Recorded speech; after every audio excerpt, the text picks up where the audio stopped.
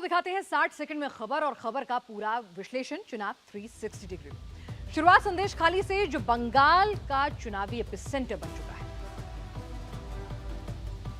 संदेश खाली की महिलाओं के साथ जो हुआ वो टीएमसी के अत्याचार की पराकाष्ठा थी। अब बीजेपी ने संकल्प लिया है कि वो संदेश खाली के दोषियों को सजा दिलवा कर ही रहेगा। उन्हें जिंदगी जेल में ही काटनी पड़ेगी। बंगाल का चुनाव संदेश खाली पर होगा। बीजेपी इसी लाइन पर लड़ेगी। आज मोदी ने कूच बिहार में जनसभा की। पिछले महीने 1, 2 और 6 मार्च को मोदी ने बंगाल में पब्लिक रैलियां की थी। हर रैली में पीएम मोदी ने संदेश खाली का मुद्दा उठाया। उधर कूच बिहार में ममता बनर्जी ने भी बीजेपी पर अटैक किया। आज संदेश खाली मामले में कलकत्ता हाई कोर्ट ने भी बंगाल सरकार को फटकार लगाई। कोर्ट ने कहा कि अगर इस मामले में 1% भी सच्चाई है तो ये शर्मनाक है। पूरा प्रशासन और सत्ताधारी पार्टी इसके लिए नैतिक तौर पर 100% जिम्मेदार हैं। चुनाव सर पर है और केजरीवाल जेल में। ऐसे में आम आदमी पार्टी रोज एक नए तरीके से केजरीवाल का मुद्दा उठाती है। आज केजरीवाल की फोटो की एंट्री। अरविंद केजरीवाल को उनकी पार्टी अब भगत सिंह और बाबा साहेब अंबेडकर की कैटेगरी में खड़ा करने में जुटी है। आज जब सुनीता केजरीवाल अरविंद केजरीवाल का संदेश पढ़कर सुनाने आई तो ये दिखा। उनके पीछे की दीवार पर भगत सिंह और बाबा साहब के बीच में अरविंद केजरीवाल की तस्वीर लगी थी। तस्वीर में केजरीवाल को जेल में दिखाया गया है। इससे पहले जब सुनीता केजरीवाल संदेश पढ़ने आती थीं, तो पीछे की दीवार पर सिर्फ 2 तस्वीरें होती थीं। सोशल मीडिया में केजरीवाल का फोटो वाला पुराना बयान वायरल हो रहा है। अब हम नेताओं की तस्वीर नहीं लगाएंगे, अब मुख्यमंत्री की तस्वीर नहीं लगानी, अब हमें तस्वीरें लगानी है इन 2 महानुभावों की। बीजेपी नेता कपिल मिश्रा ने आपकी फोटो पॉलिसी को अपमानजनक बताया। उधर दिल्ली हाई कोर्ट ने केजरीवाल को मुख्यमंत्री पद से हटाने की मांग वाली याचिका को खारिज कर दिया। ईडी ने 21 मार्च को केजरीवाल को गिरफ्तार किया था। फिलहाल 15 अप्रैल तक न्यायिक हिरासत में है। तिहाड़ जेल में करीब 6 महीने गुजारने के बाद संजय सिंह बाहर आए और आते ही एक्टिव भी हो गए।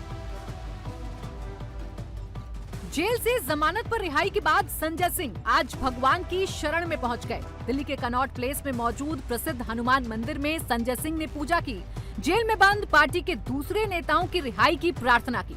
हनुमान मंदिर में दर्शन के बाद संजय सिंह महात्मा गांधी को नमन करने के लिए राजघाट पहुंच गए। इसके बाद जब मीडिया के सामने आए तो लोकतंत्र और संविधान पर खतरे वाला टेप ऑन कर दिया। एक निर्वाचित मुख्यमंत्री को झारखंड में जेल में डाल दिया गया और पता नहीं कितने विपक्षी मुख्यमंत्रियों के लोग पकड़ के जेल में डालने की तैयारी कर रहे हैं। ये इस देश के लोकतंत्र और संविधान के लिए बहुत बड़ा खतरा है। संजय सिंह कल रात ही तिहाड़ जेल से बाहर आए हैं। उनकी रिहाई पर समर्थकों ने जमकर जश्न मनाया। अपने घर पहुंचने से पहले संजय सिंह केजरीवाल के आवास पर पहुंचे और सुनीता केजरीवाल का पांव छूकर आशीर्वाद लिया। संजय सिंह की रिहाई आम आदमी पार्टी के लिए बड़ा रिलीफ है। उधर वायनाड में राहुल के लिए मुकाबला कांटे का हो गया है। राहुल को विपक्षी कैंडिडेट और कैंपेनर दोनों ही दमदार मिले। अमेठी के बाद वायनाड में भी राहुल के खिलाफ स्मृति ईरानी ने मोर्चा संभाला। वायनाड से बीजेपी कैंडिडेट के सुरेंद्रन के नॉमिनेशन में यही दिखा भी। नॉमिनेशन से पहले बड़ा रोड शो हुआ। हर तरफ भगवा रंग छा गया। स्मृति ईरानी ने हाथों में तीर धनुष लेकर केरल में भी राम लहर का मैसेज दिया। वायनाड में भी स्मृति ईरानी राहुल पर फुल अटैकिंग मोड में हैं।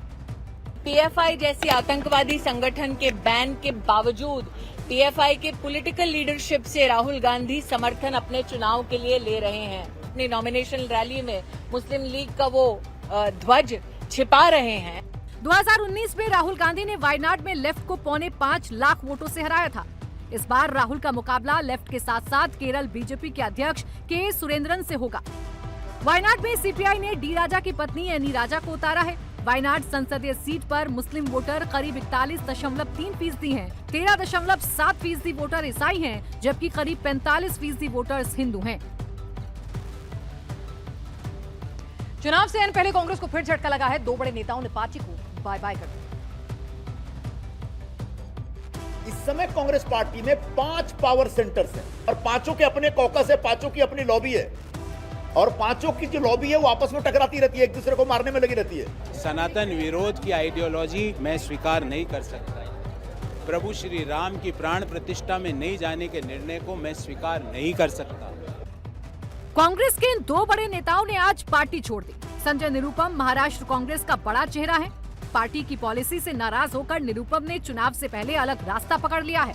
उधर कांग्रेस प्रवक्ता गौरव वल्लभ ने सुबह सुबह पार्टी छोड़ने की जानकारी सोशल मीडिया प्लेटफॉर्म एक्स के जरिए दी और दोपहर होते होते उन्होंने बीजेपी ज्वाइन भी कर ली। गौरव ने पार्टी छोड़ने की 5 बड़ी वजह गिनाई है। कांग्रेस पार्टी दिशाहीन हो गई है। पार्टी का स्टैंड सनातन विरोधी, रामलला की प्राण प्रतिष्ठा पर बयानबाजी, देश के वेल्थ क्रिएटर्स को नीचा दिखाना, आम जनता से जुड़ाव खत्म। महाराष्ट्र की अमरावती सीट पर बीजेपी की राह आसान हो गई है। नवनीत राणा को सुप्रीम अदालत से राहत मिल गई। जाति प्रमाण पत्र केस में सुप्रीम कोर्ट से राहत के बाद अमरावती से बीजेपी कैंडिडेट नवनीत राणा का रास्ता साफ हो गया है। महाराष्ट्र की रिजर्व सीट अमरावती में नॉमिनेशन से पहले नवनीत राणा ने पति के साथ हनुमानगढ़ी में पूजा की। 2019 में नवनीत राणा एससी के लिए आरक्षित अमरावती से निर्दलीय चुनाव जीती थी। उन पर अनुसूचित जाति प्रमाण पत्र के लिए फर्जी दस्तावेज बनाने का आरोप लगाया गया था, जिसके बाद बॉम्बे हाईकोर्ट ने नवनीत राणा का जाति प्रमाण पत्र रद्द कर दिया था। हाईकोर्ट के फैसले की वजह से लोकसभा चुनाव लड़ने पर भी संकट मंडरा रहा था। राणा ने हाईकोर्ट के फैसले के खिलाफ सुप्रीम कोर्ट में अपील की थी। अब सुप्रीम कोर्ट ने हाईकोर्ट के फैसले को पलट दिया है। नवनीत राणा का जन्म मुंबई में एक पंजाबी परिवार में हुआ था। मुंबई में स्कूली शिक्षा के बाद राणा ने मॉडलिंग की दुनिया में कदम रखा। इसके अलावा कन्नड़, मलयालम और तेलुगु फिल्मों में भी काम कर चुकी हैं।